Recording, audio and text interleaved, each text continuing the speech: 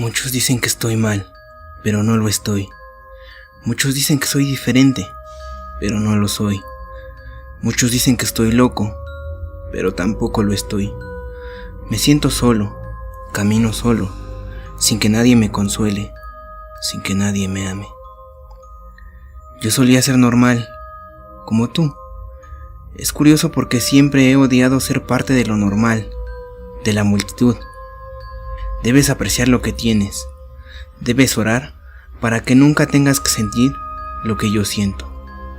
Odio, depresión, abandono, traición. Todos ustedes tienen vida, tienen esperanza. Yo ya he perdido todas esas cosas por culpa de un demente. Él es el único que en verdad es malo. Yo no.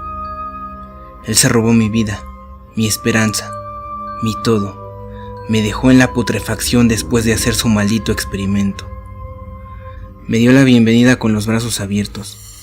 Me prometió una nueva vida, mejor que la que había vivido antes. Él me mintió, se robó todo de mí. Todavía recuerdo ese día. Yo era un joven sano, recién salido de la escuela preparatoria. El sol brillaba. Como sea, todos me odiaban. Sentía como todos me juzgaban. Mi camino a casa durante el último día de escuela fue un infierno, como de costumbre.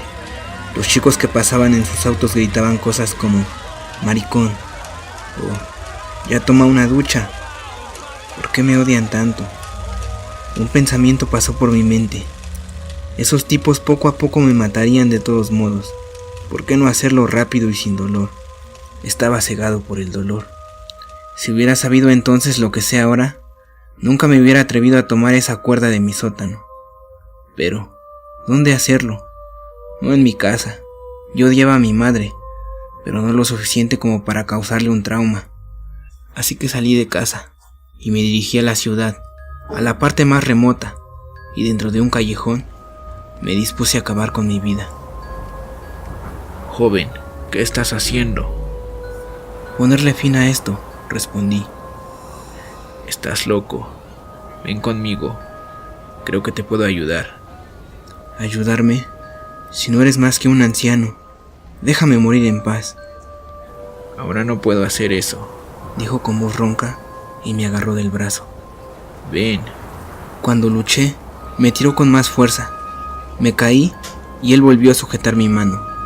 Rápidamente me arrastró dentro de un edificio y cerró la puerta detrás de nosotros. Joven, creo que puedo ayudarte. Sé cómo te sientes. Por favor, escúchame. Maldito seas. Muy bien, pero date prisa. Una vida es algo precioso.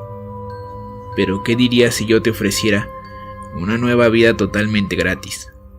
Diablos, yo diría, ¿dónde rayos me inscribo? He estado haciendo una investigación sobre la anatomía humana. Y después de unos cuantos experimentos, creo que he dominado la manipulación de la forma humana. Creo que puedo convertirte en cualquier cosa, o cualquier persona que desees. Claro, bajo ciertas circunstancias. ¿Cómo cuáles? Sacó una hoja de papel entonces. Bueno, primero que nada, firma aquí. ¿Y qué pasa si no quiero? Pues bueno, en eso radica la segunda circunstancia. Tú no tienes elección. ¿Qué? Ya me has oído, mi querido amigo. Entonces sacó una jeringa con líquido verde. Ahora, estate quieto. Traté de correr, traté de gritar, pero él me tomó del brazo y me enterró la aguja en el cuello. Entonces, de repente, todo se volvió negro. Después de un tiempo, me desperté en una cámara de vidrio y por alguna razón estaba vestido con un traje. Segundos después de que me desperté, él entró a la habitación con una bata de laboratorio. Hola, mi amigo. ¿Tuviste una buena siesta? ¿Dónde estoy? Eso no es de tu interés. Todo lo que tienes que hacer es sentarte y dejar que me haga cargo de todo el trabajo. ¿Qué me estás haciendo, psicópata? Te voy a matar. Hijo, no te tengo miedo. Tú te vas a quedar aquí mientras yo hago historia.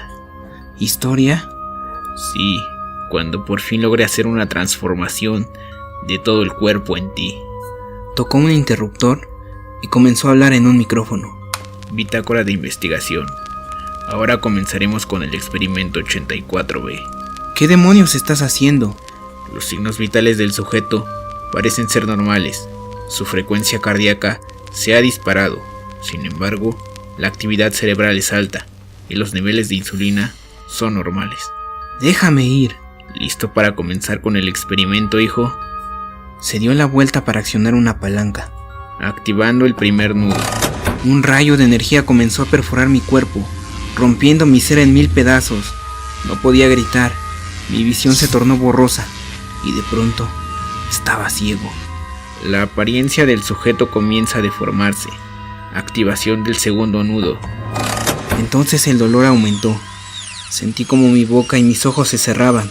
La cara del sujeto está completamente transformada. Activación B. Una sirena sonaba. Error, error.